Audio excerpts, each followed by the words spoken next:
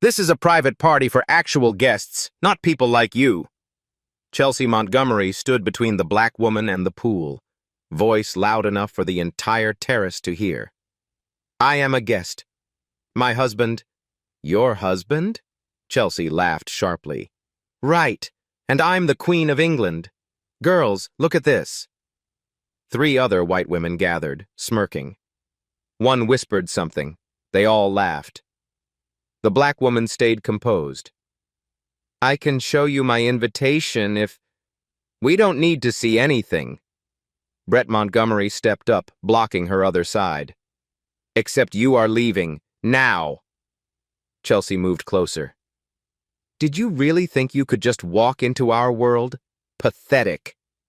She shoved the woman's shoulder, hard. The woman stumbled backward. Brett pushed from the other side. She fell into the pool with a massive splash. Screams, laughter, phones everywhere. Chelsea stood at the edge, triumphant. White guests don't get shoved into pools, but you just did. Have you ever seen bullies pick the absolute wrong target? 6 hours earlier, sunlight streamed through floor-to-ceiling windows in a Central Park penthouse. The smell of fresh coffee mixed with jasmine from a vase on the marble counter. Dr. Isabelle Laurent sat at her dining table, laptop open, reviewing engineering reports from her Singapore team. Her phone buzzed, a video call from across the Atlantic. Good morning, beautiful. Alexander Whitmore's face filled the screen, his smile warm despite the London rain behind him. Still planning to skip Victoria's party? Isabel sighed, closing her laptop.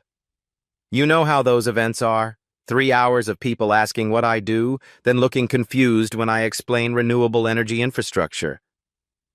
They're not all bad. Alexander loosened his tie. Besides, Victoria specifically asked about you. She wants to get to know you better. She's met me twice in 3 years. Isabel stood, walking to the window. Your family tolerates our marriage. They don't celebrate it. Alexander's expression softened. That's why it matters that you go. Show them who you are. Isabel watched yellow cabs crawl through Manhattan traffic below. Her reflection stared back.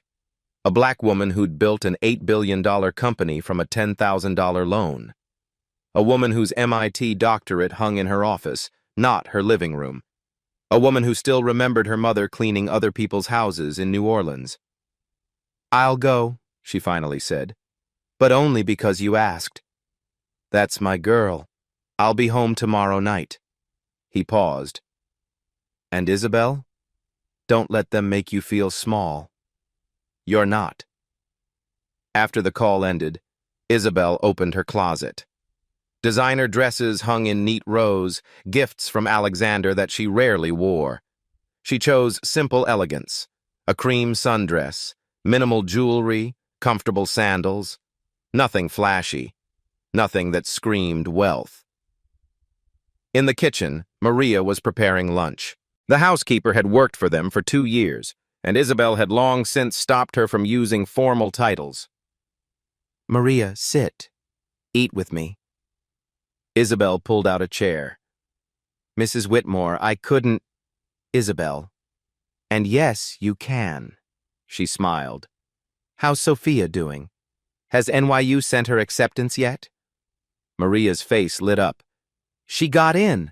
Full scholarship to the nursing program. That's wonderful. Isabel grabbed her phone. I know the dean. Let me write her a recommendation for the honors track. You've already done so much. I'm doing what someone did for me once. Isabel squeezed her hand. We lift each other up, remember? An hour later, Isabel drove herself to the Hamptons. No driver, no security, just her in a modest rental car, windows down, music low. The highway stretched ahead, and she let her mind wander. She thought about code switching, about the exhausting performance of being twice as good to be seen as half as worthy, about boardrooms where she was the only black face, the only woman, expected to represent everyone who looked like her while also being told not to make it about race. She thought about her mother's voice, Baby, hold your head high. They can take everything but your dignity. The Hamptons estate appeared like something from a magazine. Manicured hedges, fountain sculptures, valets in crisp uniforms directing Ferraris and Bentleys into organized rows. Isabel pulled up in her Toyota rental. The valet stared. Are you lost? No, I'm here for the party. She handed him the keys. He held them like they might contaminate him. This is a private event. I'm aware. Isabel walked past him toward the entrance. At the security checkpoint, a guard examined her invitation longer than he'd examined the 3 white guests ahead of her. He scanned it twice, checked his tablet, looked at her face, looked at the invitation again. This seems legitimate, he finally said, uncertainty thick in his voice. It is legitimate. Isabel kept her tone neutral. Inside, the party was exactly what she'd expected. 200 people designed everything, sipping champagne that cost more than most people's monthly rent. String quartet playing Vivaldi. Servers weaving through clusters of conversation, invisible until someone needed a refill. A woman in head-to-toe Chanel approached. Oh, are you with the event planning team? The hors d'oeuvres are divine. I'm a guest, Isabel smiled politely. Oh. The woman's smile tightened. How lovely. What do you do? Environmental technology and renewable infrastructure. How charitable. The woman drifted away. Isabel found a quiet corner near the pool, pulling out her phone to text Alexander. The garden was beautiful, at least. Roses bloomed in geometric beds. The pool sparkled like cut glass under the afternoon sun. She didn't notice Chelsea Montgomery watching her from across the terrace. Didn't see the judgment forming. Didn't know her peaceful afternoon was about to shatter. Chelsea Montgomery's champagne had gone warm. She'd been at this party for 2 hours, and not one investor had taken her seriously. Her Hermes bag was a knockoff. Her dress, last season's clearance. Her smile, increasingly desperate. She watched her husband Brett work the crowd, his booming laugh too loud, his handshakes too aggressive. They were drowning in debt, their lifestyle held together by maxed credit cards and lies. This party was supposed to save them. Instead, everyone kept brushing them off. Then she saw her, the black woman standing alone near the pool, checking her phone. Cream dress, simple jewelry, rental car keys visible in her hand. Chelsea's frustration found a target. Who invited the help to mingle? Chelsea said loudly to her friend Meredith. Meredith followed her gaze. Maybe she's lost? She's not lost. She's taking photos. Chelsea pointed at the woman's phone. Probably selling them to tabloids. Brett overheard, turning with interest. What's going on? That woman. She doesn't belong here. Chelsea's voice carried across the terrace. Several guests turned to look. The black woman glanced up from her phone, noticing the attention. She offered a polite smile, then returned to her screen. Chelsea interpreted the smile as defiance. She marched over, heels clicking like gunshots. Excuse me. Chelsea stopped directly in front of her. Photography isn't allowed at private events. What are you doing? Isabel lowered her phone calmly. I'm video calling my husband. He's in London. Your husband? Chelsea's laugh was sharp. Sure. And where does your husband work? The landscaping company? Isabel's expression didn't change. He's in real estate. Real estate? Chelsea turned to her growing audience. Everyone here is in real estate, sweetheart.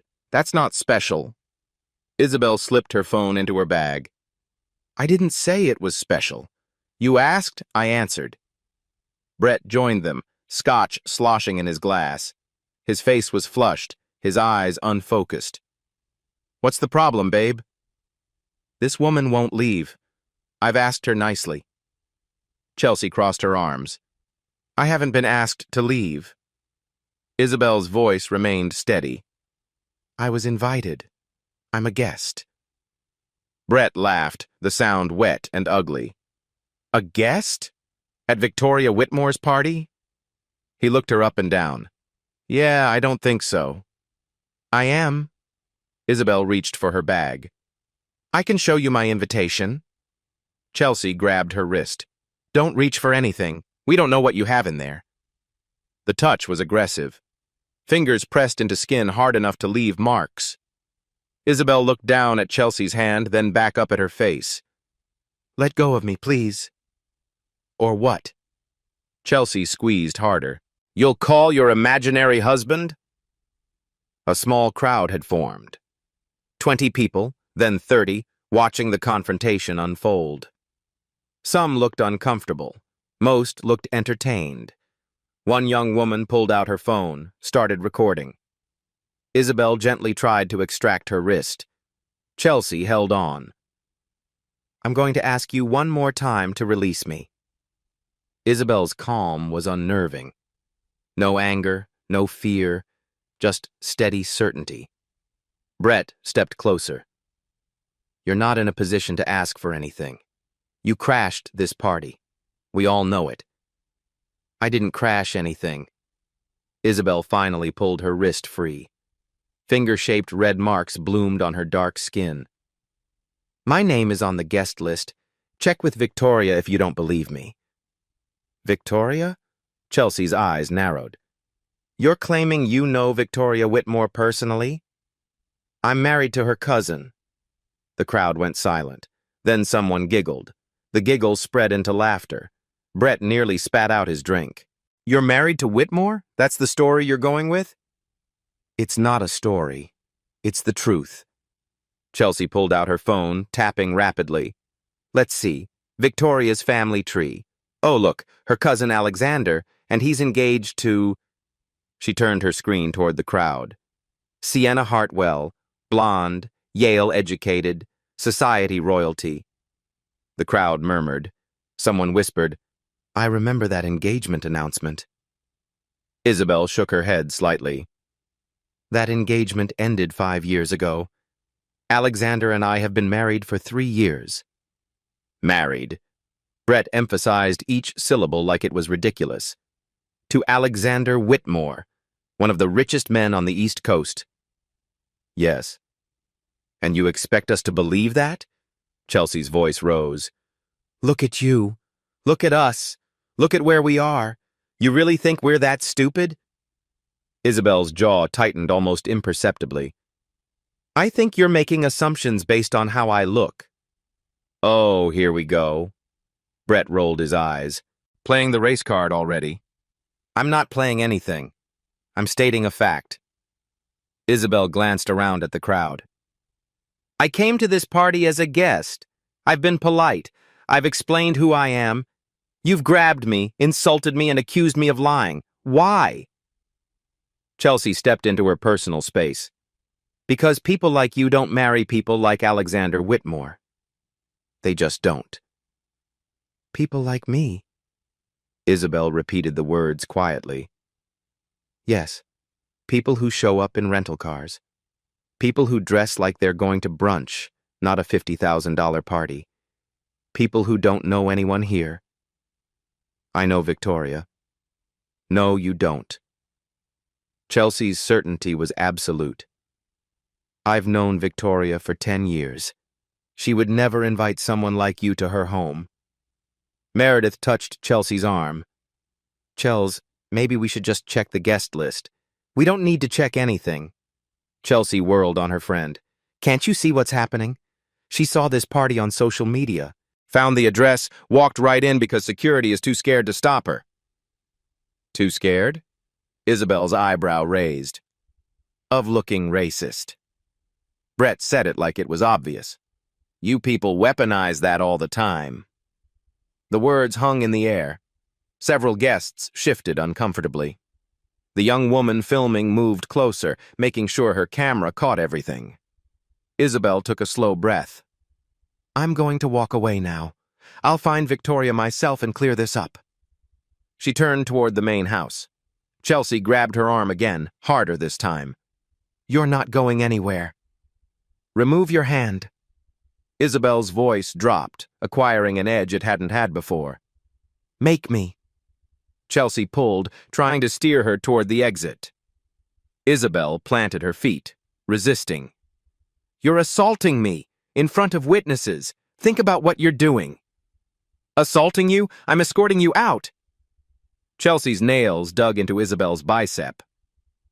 There's a difference. Brett moved to Isabel's other side, boxing her in. Come on, don't make this harder than it needs to be. I'm not going anywhere with you. Isabel tried to step back. The pool was directly behind her. 3 feet away. The water sparkled innocently in the late afternoon sun. Chelsea felt Isabel resist and shoved. Not hard enough to move her far, just hard enough to make a point. Isabel stumbled, catching herself. Did you just push me? Isabel's voice was quiet, dangerous. You bumped into me. Chelsea lied smoothly. Clumsy. The crowd was larger now. 50 people, 60. Someone called out, Just let her talk to Victoria. Brett turned on them. Mind your business. This is handled. It's not handled. A middle-aged Asian woman pushed through the crowd. You're harassing a guest. Stay out of this, Sophie. Chelsea didn't look at her. You don't know what you're talking about. Sophie Carter pulled out her phone. I know what assault looks like, and I'm recording now, too. Good. Brett's face reddened. Record this woman trespassing, lying about knowing the Whitmores, refusing to leave private property. Isabel looked at Sophie, gave her a small nod of thanks. Then she addressed Chelsea and Brett directly. Last chance. Let me go. Check with Victoria. Apologize for the misunderstanding. We can all move on. Chelsea laughed in her face. Apologize? To you? Yes. Never. Chelsea's hand shot out, shoving Isabel's shoulder hard. Isabel stumbled backward. The pool edge caught her heel. Brett pushed from the other side, both hands on her arms, violent and deliberate. Isabel's body tilted. Her arms windmilled. Her eyes went wide. She fell backward into the pool. The splash was massive. Water exploded upward in a crystalline arc, catching sunlight like shattered diamonds. Isabel's cream dress ballooned around her as she sank beneath the surface. Her hair floated loose. Her sandals drifted off her feet. The entire terrace went silent for 3 seconds. Then chaos erupted. Half the crowd gasped. The other half laughed. Phones appeared everywhere, dozens of them, all angles, all recording. Someone shouted, "Oh my God!" Another person applauded. Chelsea stood at the pool's edge, hand over her mouth, but her eyes were triumphant. Brett raised his scotch glass like he'd scored a touchdown. Problem solved. Isabel surfaced, gasping. Chlorine burned her eyes. Her mascara ran in black rivers down her face. Water streamed from her hair, her ruined dress clinging to her body. She blinked hard, treading water, looking up at the crowd staring down at her. Maybe next time you'll use the service entrance like you're supposed to. Chelsea's voice carried across the silent terrace. Meredith giggled nervously. Chelsea, that was necessary. Chelsea cut her off. She wouldn't leave. Isabel swam to the pool's edge. Her movements were controlled, deliberate. She reached up, gripping the tile, and pulled herself out. Water poured off her in sheets. Her dress was transparent now, completely destroyed. She stood there, dripping, and the crowd actually stepped back. Her dignity was terrifying. A young server rushed over with towels. He couldn't have been more than 19, his hands shaking as he offered them. Ma'am, I'm so sorry. That was completely wrong. Isabel took the towels, meeting his eyes. Thank you, Marcus. You're very kind. You know his name? Chelsea's lip curled. Of course you do. You're friends with the staff. Marcus flinched. Isabel gently touched his shoulder. It's not your fault. Go back to work. You don't need to be part of this. But they... Go! Isabel's voice was firm but kind. Marcus retreated, looking back with worried eyes. Brett finished his scotch, tossed the glass to a passing server. Well, that was entertaining. Show's over, everyone. Not quite. Isabel wrung water from her hair. You just assaulted me. In front of approximately 60 witnesses, multiple cameras. I want your names. Our names? Chelsea laughed. Honey, everyone here knows our names. The question is, who the hell are you? I already told you. Right. Mrs. Alexander Whitmore. Chelsea turned to the crowd. Can you believe this? She's still pretending. Sophie Carter pushed forward again. Chelsea, stop. Just stop. You pushed her into a pool.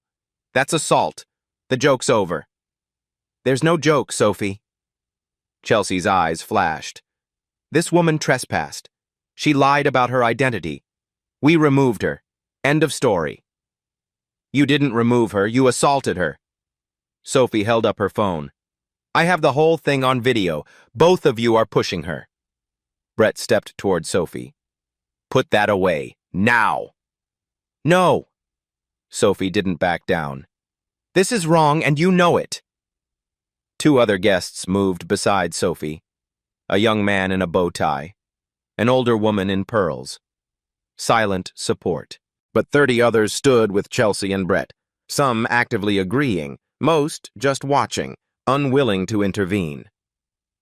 Isabel surveyed the crowd, cataloging faces, memorizing who laughed, who filmed, who helped, who didn't. Victoria Whitmore finally appeared, drawn by the commotion. She wore vintage Dior and confusion.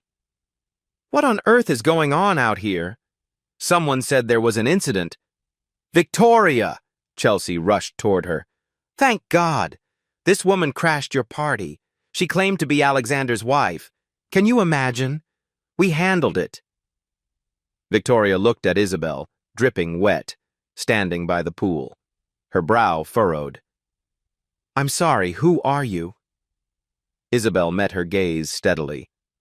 We met at your engagement party 3 years ago, and again at the charity gala last Christmas. Victoria squinted, searching her memory. I don't recall. You were busy both times. We barely spoke. Isabel understood. She'd been one face among hundreds, easy to forget. See? Chelsea grabbed Victoria's arm. She's lying. You don't know her. I didn't say I don't know her. I said I don't recall. Victoria looked more closely at Isabel's face. Something flickered in her eyes. Uncertainty. Brett jumped in. She said she's married to Alexander, your cousin Alexander, obviously a con artist. Victoria's expression cleared. Alexander is engaged to Sienna Hartwell. They've been together for years. They broke up 5 years ago. Isabel's voice was patient, explaining facts. He married me 3 years ago, small ceremony in New Orleans. You sent flowers but couldn't attend. Victoria's face went blank. I sent flowers? White orchids, with a note saying you were sorry to miss it, but you were in Paris. Isabel tilted her head slightly. You really don't remember? The crowd murmured. Victoria's certainty wavered. This is ridiculous. Chelsea threw up her hands. She could have learned that from social media, from wedding announcements. She's a stalker. Do you have identification? Victoria asked Isabel. Anything to prove who you are? My phone and wallet are in my bag. Isabel gestured to where she'd been standing before, which your guests wouldn't let me retrieve. A server picked up a designer handbag from a nearby table. Is this it, ma'am? Isabel nodded. Yes, thank you. Chelsea moved fast. Don't let her... Too late. Isabel opened the bag. Chelsea lunged, grabbing for it. She could have a weapon. A weapon? Isabel held the bag away. It's a purse. We don't know what you have. Chelsea's voice went shrill. Victoria stepped between them. Everyone calm down. Miss, just show us some ID and we can clear this up. Isabel reached into the bag, pulled out her phone. It was damaged, water droplets visible under the screen protector, but still functioning. She also pulled out a wallet, sleek leather, monogrammed. She flipped it open. My driver's license, credit cards, all under Lauren Whitmore. Victoria took the wallet, examined it. Her face went progressively paler. This is real. Of course it's not real. Brett grabbed it. Fake IDs are easy to get. Victoria pulled away from him. Brett, this is an Amex Centurion card. You can't fake these. So she stole it. Chelsea was desperate now. The phone in Isabel's hand buzzed, then again, then continuously. She glanced at the screen. 47 missed calls from Alexander. Victoria's hands started shaking. Oh, God. Call him. Isabel held out the phone. He'll verify who I am. Chelsea slapped the phone away. Don't touch anything else from her bag. This is a scam. The phone clattered across the tile, cracked, went dark. You just destroyed my phone. Isabel's voice was ice. It was already broken. Chelsea pointed at the pool. From your swim. It was working. You saw it working. Isabel looked at Sophie. You recorded that, correct? Sophie nodded, still filming. Every second. Sirens wailed in the distance, growing closer. Brett's face changed. Who called the cops? Marcus, the young server, stepped forward quietly. I did. Right after you pushed her. You little... Brett started toward him. Don't. Isabel's single word stopped him. Touch that boy, and I'll add witness intimidation to the charges. Charges? Chelsea's voice went up an octave. What charges? You trespassed. 2 Southampton police cars pulled up the circular drive. Officers climbed out. One older white man, graying and thick around the middle. One younger Korean-American woman, fit and alert. The older officer, Patterson, surveyed the scene. Wet woman, angry crowd, multiple phones recording. He sighed. Someone want to tell me what happened here? Brett rushed forward. Officer, thank God you're here. This woman trespassed on private property. When we asked her to leave, she became aggressive and threatening. Patterson looked at Isabel, dripping wet. That's true, ma'am? No. Isabel's voice was calm. I'm a guest. They assumed I was staff. When I explained who I was, they didn't believe me. Then they pushed me into the pool. She's lying. Chelsea grabbed Patterson's arm. Officer, she claimed to be married to one of the wealthiest men in New York. Obviously, mentally unstable. The younger officer, Kim, approached Isabel. Ma'am, are you injured? Isabel held out her arm. The finger marks from Chelsea's grip were vivid against her skin. Dark bruises are already forming. She grabbed me twice, hard enough to leave marks. Kim pulled out a small camera, photographed the bruises. When did this happen?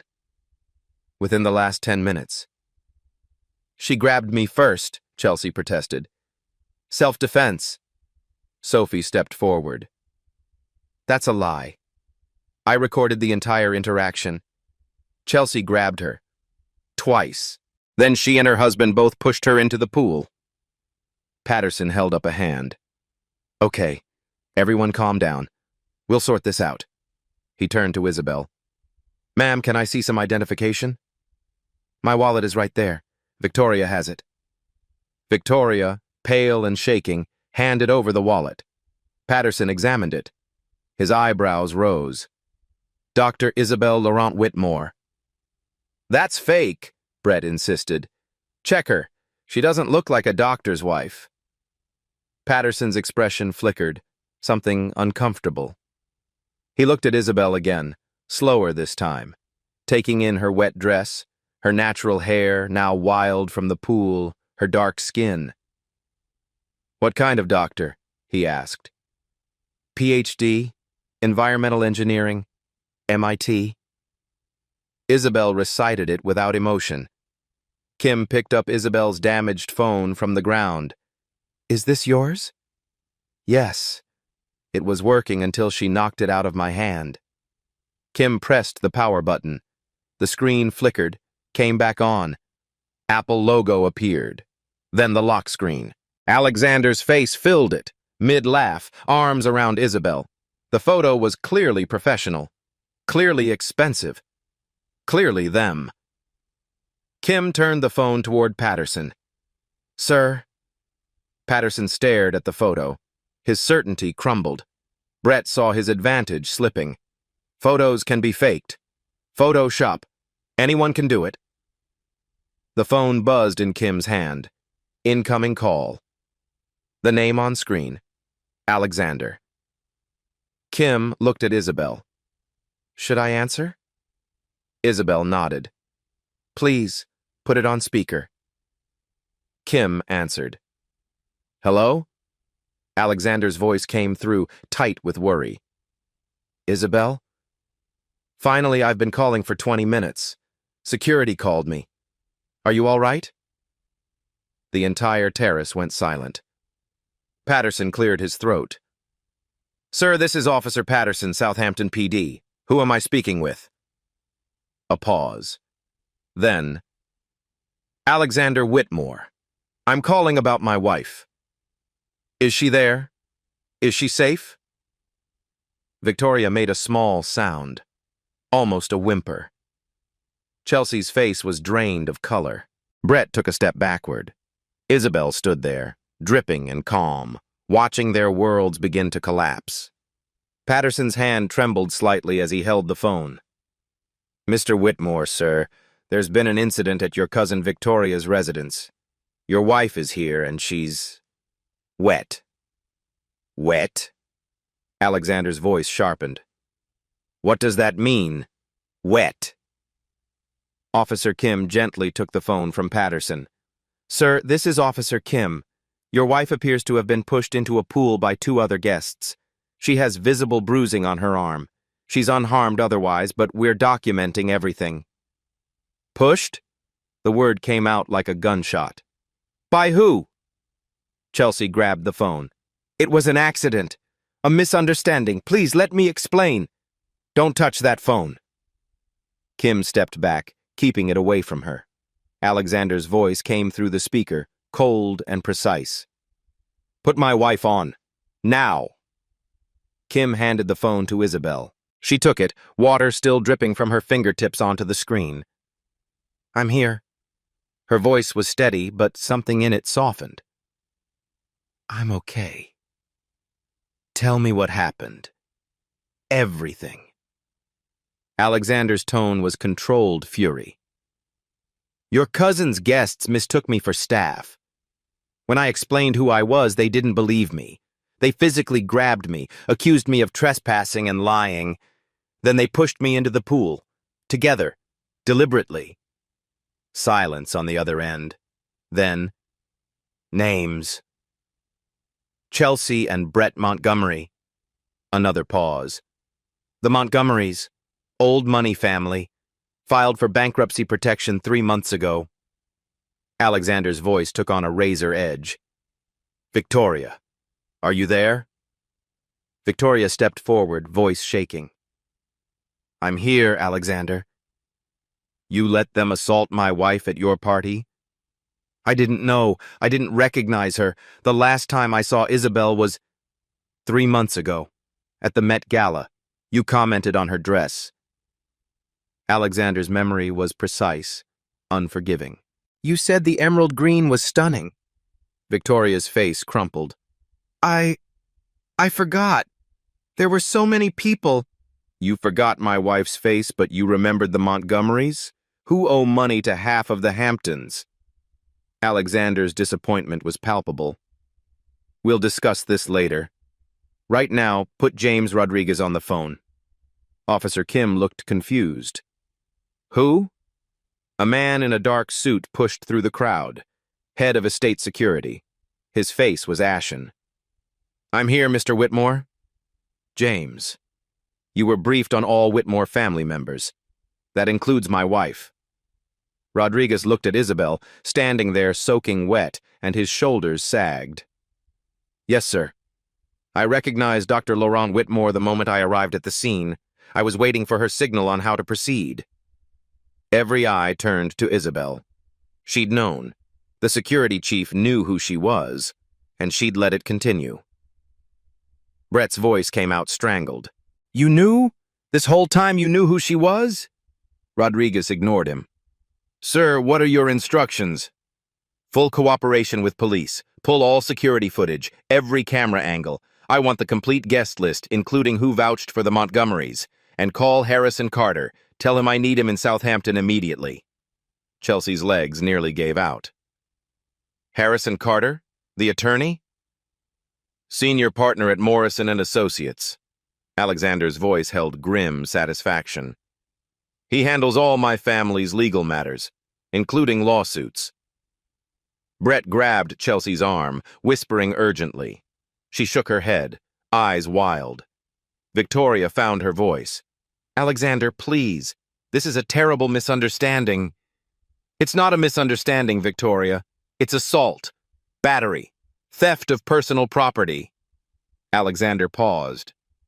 And based on what they said to my wife, possibly a hate crime. The word hate crime rippled through the crowd. People stepped away from Chelsea and Brett like they were radioactive. Officer Kim pulled out her notepad. Sir, for the record, can you confirm your wife's full legal name and your relationship? Dr. Isabel Marie Laurent Whitmore. We've been married 3 years as of last April. Ceremony in New Orleans, her hometown. Reception at Commander's Palace. Victoria sent white orchids because she was in Paris and couldn't attend. Victoria's hand flew to her mouth. The memory is clearly flooding back. Patterson, who'd been silent, finally spoke up. Mr. Whitmore, about the misidentification. Officer Patterson. Alexander cut him off. I'll be landing in Southampton in approximately 3 hours. My wife will press full charges. I expect you to treat this with the seriousness it deserves. Of course, sir. Absolutely. Good. Isabel, I'm on my way. Don't let anyone intimidate you. I won't. Isabel's lips curved slightly. I never do. I know. I love you. Love you too. The call ended. Isabel handed the phone back to Officer Kim. The silence that followed was deafening. Then Sophie Carter stepped forward, turning to face the crowd. For everyone who doesn't know, Dr. Isabel Laurent Whitmore founded Green Tech Solutions. She's on the Forbes list. Top 50 self-made billionaires under 50. A man in the back called out. She spoke at the World Economic Forum last year. Another voice. She donated $100 million to climate research. A young woman pushed through the crowd, tears streaming down her face. Dr. Laurent funded my scholarship, the Laurent STEM Scholarship for underrepresented students. She paid for my entire education. Marcus, the young server, raised his hand shakily. Mine too. 4-year full ride to Cornell. Isabel looked at him, surprised. Marcus Carter, Sophie's nephew? He nodded. You didn't know I worked here. I took this summer job to save money for textbooks. Each revelation hit Chelsea and Brett like a physical blow. Chelsea's knees buckled. She grabbed a chair for support. Brett turned on Victoria. You invited her? You knew she was some billionaire and you didn't tell anyone? I didn't remember. Victoria's voice broke. God help me, I didn't remember. Officer Kim pulled out handcuffs. Mr. and Mrs. Montgomery, you're under arrest for assault and battery. No. Chelsea's voice came out as a whimper. No, please, we made a mistake. We're sorry. You're sorry you got caught. Isabel spoke for the first time since the call ended. Her voice was quiet, but it carried. You weren't sorry when you grabbed me, when you insulted me, when you pushed me into that pool while 50 people watched. You thought I was beneath you. Isabel stepped closer, water still dripping from her dress. You thought my skin color meant I couldn't possibly belong here. You thought you had the right to put your hands on me, to humiliate me, to throw me away like trash. Chelsea burst into tears. Please, this will ruin us. You ruined yourselves. Isabel turned to Officer Kim. I want to press full charges. Assault, battery, theft, whatever applies. Kim nodded. Yes, ma'am. Turn around, please, Mrs. Montgomery. The handcuffs clicked into place. The metallic click of handcuffs echoed across the terrace. Chelsea's wrists were pulled behind her back, the steel biting into her skin. She twisted toward Victoria, mascara streaming down her face. Victoria, please! Tell them it was an accident. You know us! Victoria stood frozen, champagne glass trembling in her hand. I can't help you, Chelsea. We've been friends for 10 years. Chelsea's voice climbed into hysteria. You assaulted my cousin's wife at my party. Victoria's voice was hollow, final. Officer Kim moved to Brett. Hands behind your back, sir.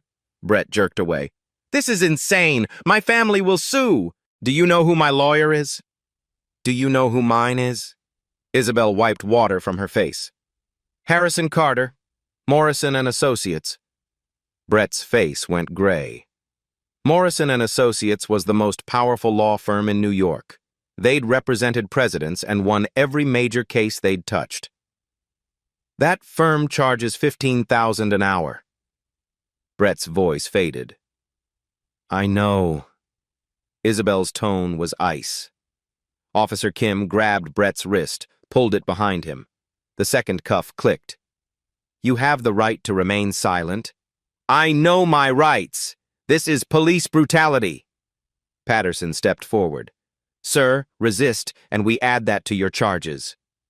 Charges? Chelsea's voice cracked. It was just a pool.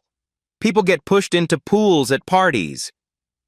Not by strangers who've grabbed them twice and called them liars. Kim pulled out her phone. I have 4 videos from witnesses, all showing deliberate, two-handed pushes from both of you. Sophie Carter raised her hand. I'll testify. I saw everything. The man in the bow tie nodded. Me too. That was a clear assault. The woman in pearls held up her phone. I have a video. I'm sending it to the station now. Chelsea looked desperately at the crowd. Someone help us, please. We made a mistake. But the crowd had transformed. People who'd laughed 10 minutes ago now backed away. Friends scattered. Meredith, Chelsea's closest friend, stared at her phone, deleting photos, every group shot, every tagged post, every connection disappearing. Brett saw it. Meredith, you're abandoning us? We're acquaintances, that's all. Meredith didn't look up. Chelsea made a sound like a wounded animal.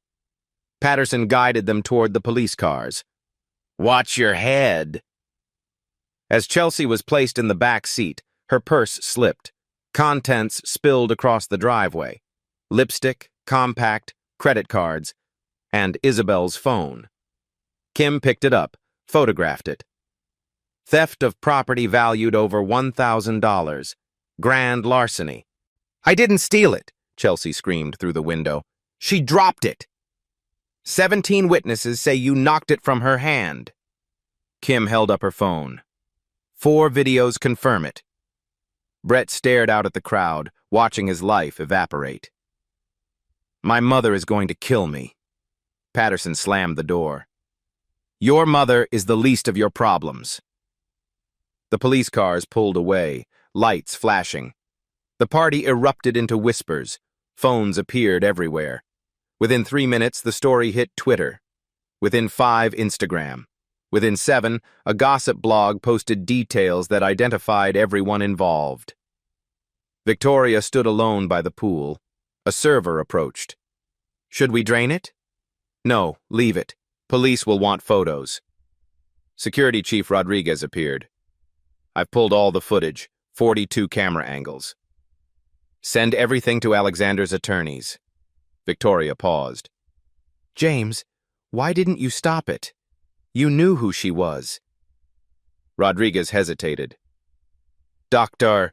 Laurent Whitmore signaled me 3 times to stand down. She wanted to see how far they'd go. Victoria turned to Isabel, now wrapped in towels, speaking with Officer Kim, still composed, still in control. "She let it happen?" Victoria whispered. "Yes, ma'am." Victoria approached Isabel. "I'm so sorry. I should have recognized you." "You should have stopped them regardless of who I was." Isabel's voice was gentle but firm. "That's the point." "You're right," Victoria swallowed. "What can I do?" "Donate $500,000 to the Southern Poverty Law Center. Tonight." "Done. I'll double it." "Then we're fine. You didn't push me. They did." A paramedic approached. "Ma'am, I need to document injuries." Isabel held out her arm. Deep purple bruises marked where Chelsea's fingers had dug in. 5 distinct points. The paramedic photographed from multiple angles.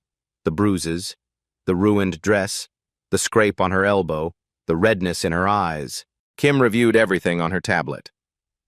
"The Montgomerys will be held overnight. Bail hearing tomorrow. Will you attend?" "Yes." "They'll bail if they can afford it." "They can't." Isabel's voice was matter-of-fact. "They filed bankruptcy 3 months ago. They'll spend tonight in jail." Kim's eyebrows rose. "You knew?" "Their company approached mine for investment 6 months ago. We declined. Too much debt." Sophie laughed, the sound bitter. "They pushed away the one person who could have saved them." Isabel's phone buzzed. "Alexander. Landed. 40 minutes away. Harrison is with me." By sunset, the Montgomerys' lives had been dissected online. Financial troubles exposed. Past racist incidents unearthed. Deleted posts recovered and shared. #Hamptons. Assault was trending nationally. In a Southampton cell, Chelsea and Brett sat in silence, finally understanding what they'd done. 48 hours later, the story consumed national news. Every major outlet ran segments. CNN, MSNBC, Fox News. The footage was identical. Chelsea and Brett shoving a black woman into a pool while crowds watched. Good Morning America played the video on loop. This Hamptons incident has sparked nationwide conversation about racism, privilege, and accountability. The View dedicated an entire episode. Whoopi held up Isabel's photo. Dr. Isabel Laurent Whitmore, MIT graduate, billionaire philanthropist, treated like trash because of her skin color. Social media exploded. Hamptons, assault hit 10 million mentions in 24 hours. Justice for Isabel followed. Then pool assault, Hamptons racism. But the counter-investigation destroyed the Montgomerys completely. A New York Times reporter found Chelsea's old blog, posts from 5 years ago, before she scrubbed her presence. Entries complaining about diversity hires ruining qualified candidates, about those people moving into her neighborhood, how affirmative action was reverse discrimination. Screenshots spread like wildfire. Someone found Brett's college emails, messages using racial slurs, jokes about keeping the club pure, complaints about being forced to interview minority candidates. More screenshots, more outrage. A former housekeeper came forward. Maria Gonzalez, 53, mother of 2. Chelsea had fired her for speaking Spanish in the house. The termination letter explicitly stated the reason. Maria's interview aired on Univision, then CNN. "She told me speak English or go back to Mexico. I was born in New Jersey." 2 more former employees emerged, both people of color, both with stories of casual cruelty built into mountains. This wasn't isolated.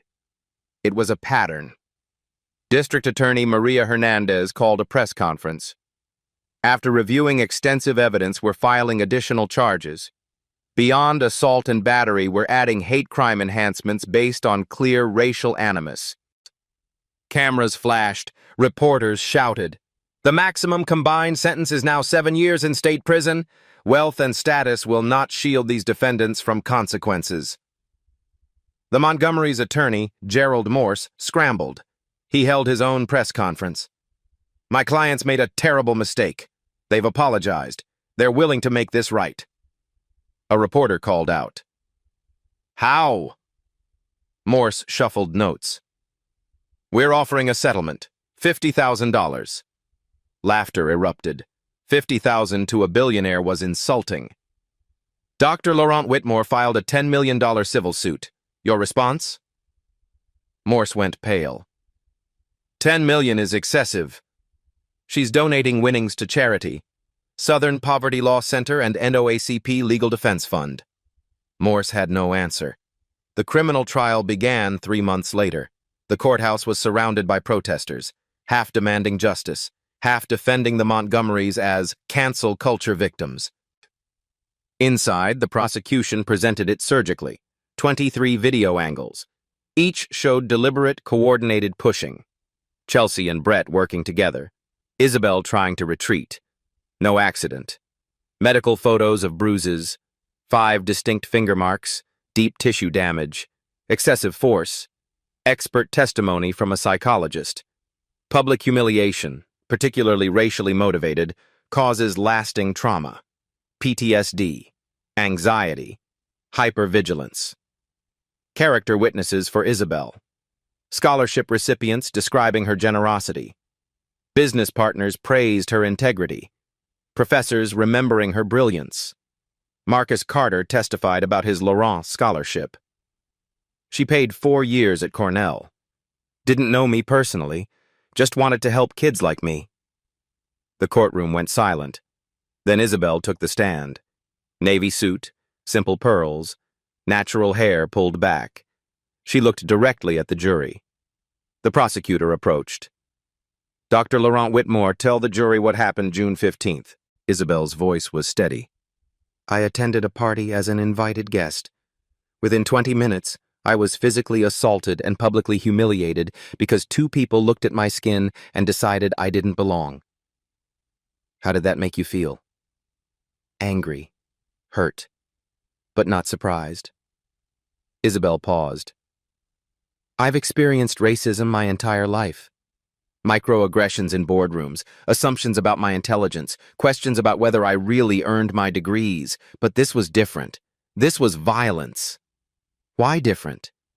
Because they didn't just insult me. They put hands on me, threw me into water like garbage, and they smiled while doing it. Isabel's eyes found Chelsea. They enjoyed it. Chelsea looked away, crying. What impact has this had? I now travel with security. Something I resisted for years. I can't live normally anymore. That sense of safety is gone. Defense attorney Morse tried damage control. Dr. Laurent Whitmore, isn't it possible my clients genuinely thought you were trespassing? No. Why not? Because I told them I was a guest, offered identification, explained who I was. They chose not to believe me. Isabel leaned forward. Ask yourself why.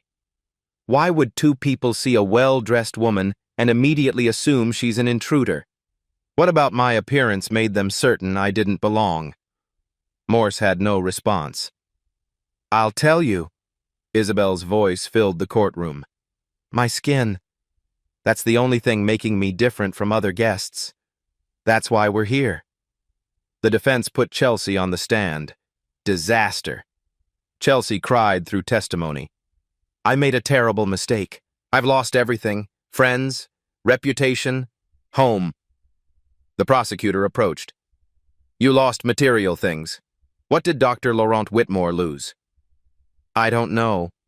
Her sense of safety, peace of mind, dignity, things money can't replace. The prosecutor displayed Chelsea's blog posts. Are these your words? Diversity hires ruin qualified candidates? Chelsea's face crumpled. That was out of context. What context makes that acceptable? Silence. Brett didn't testify. His attorney knew better. After 4 hours, the jury returned. On assault in the 2nd degree? Guilty. On battery? Guilty. On hate crime enhancement? Guilty. Chelsea collapsed, sobbing. Brett stared ahead, disbelieving. Sentencing came 1 week later. Judge Maria Rodriguez reviewed everything. This court has rarely seen such clear evidence of racial animus coupled with violence. You didn't just assault Dr. Laurent Whitmore, you assaulted her humanity. The judge looked over her glasses. Brett Montgomery, 3 years in state prison, 5 years probation, 500 hours community service at a civil rights organization, $50,000 fine. Brett's mother gasped.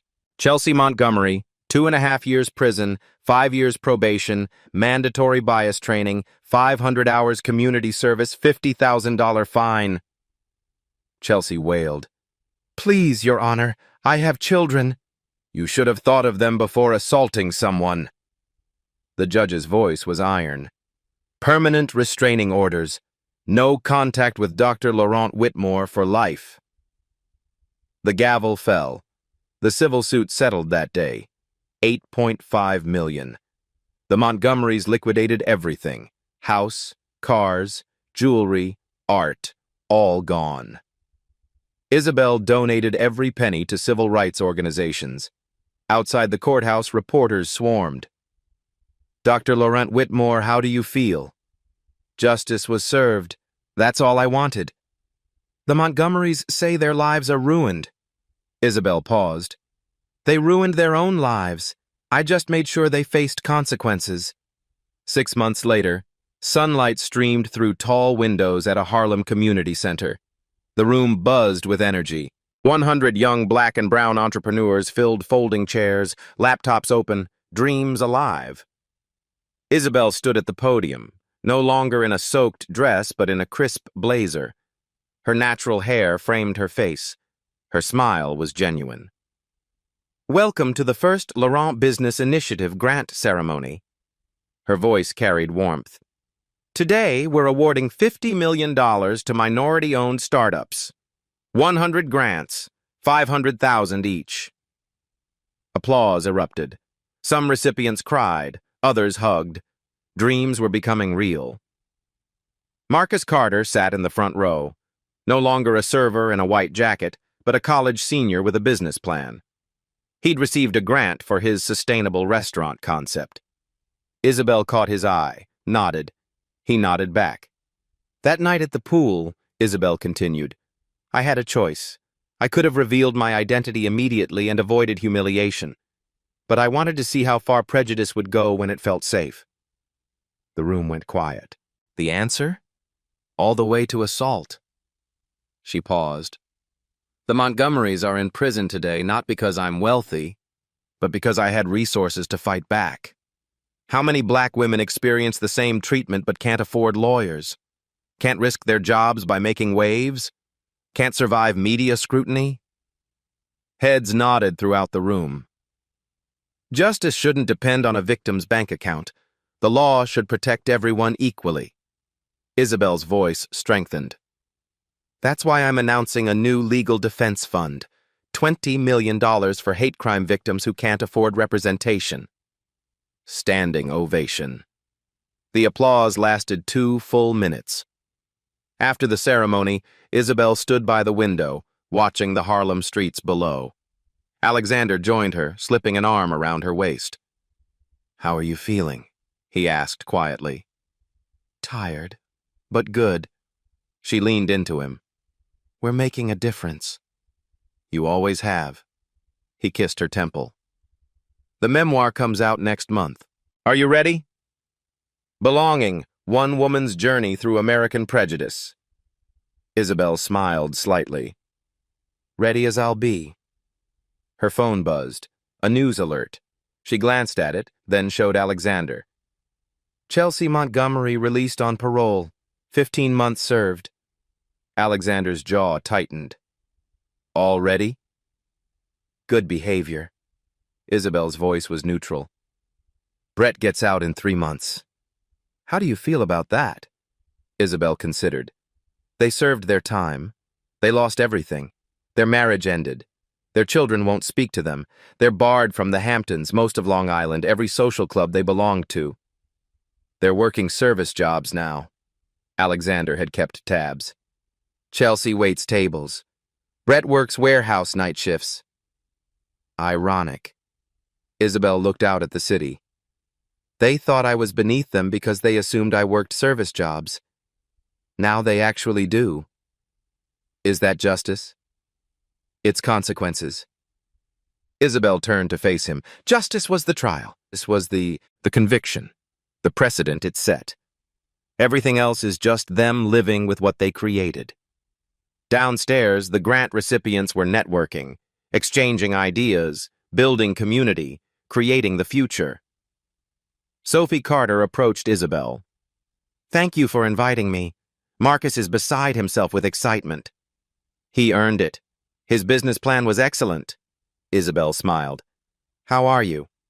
Good. Still testifying occasionally. Sophie had become an advocate, speaking at conferences about bystander intervention. I've been asked to keynote at a diversity summit next month. You'll be amazing. Officer Kim appeared at the door in plain clothes. She'd been promoted to head the Southampton PD's bias training program. Dr. Laurent Whitmore, do you have a moment? They stepped aside. Kim pulled out a tablet. I wanted to show you something. Hate crime reporting in the Hamptons is up 40% since your case. Isabel studied the charts. Is that good or bad? Good. Crimes were always happening. Now people report them.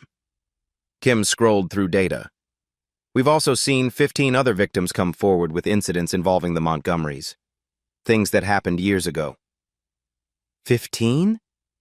Isabel's eyebrows rose. They had a pattern. You were just the one with resources to fight back. Kim paused. Your case changed everything.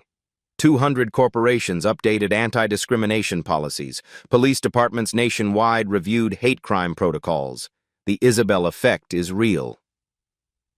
The phrase had become shorthand. The Isabel effect, when witnessing leads to action, when silence becomes testimony, when bystanders become allies. Victoria Whitmore had kept her promise. $1 million to the Southern Poverty Law Center.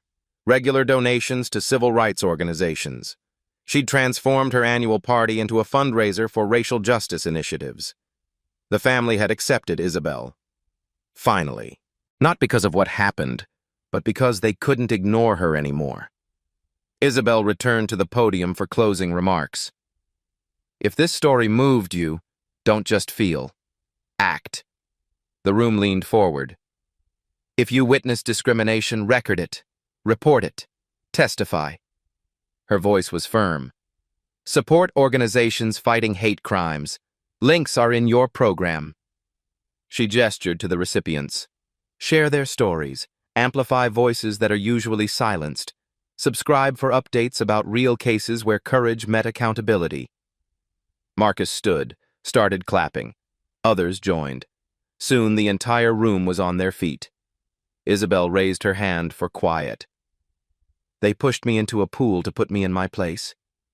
But my place was never where they thought it was. She looked directly at the camera in the back, recording for social media. So here's my question for you. Her voice dropped, intimate and challenging. When you see injustice, do you look away because it's easier, or do you bear witness because it's right?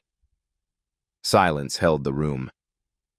Your answer defines not just who you are, but who we are as a society. Isabel's eyes blazed. What will you choose? The screen faded to Isabel standing by a pool. Different location, symbolic. She looked at the water, then back at the camera. The pool couldn't drown my dignity. Their hatred couldn't erase my worth. And your silence won't stop the fight for justice. She turned and walked away, head high, shoulders back, unbroken. Have you ever witnessed discrimination? Share your story in the comments. Subscribe for more stories where justice prevails.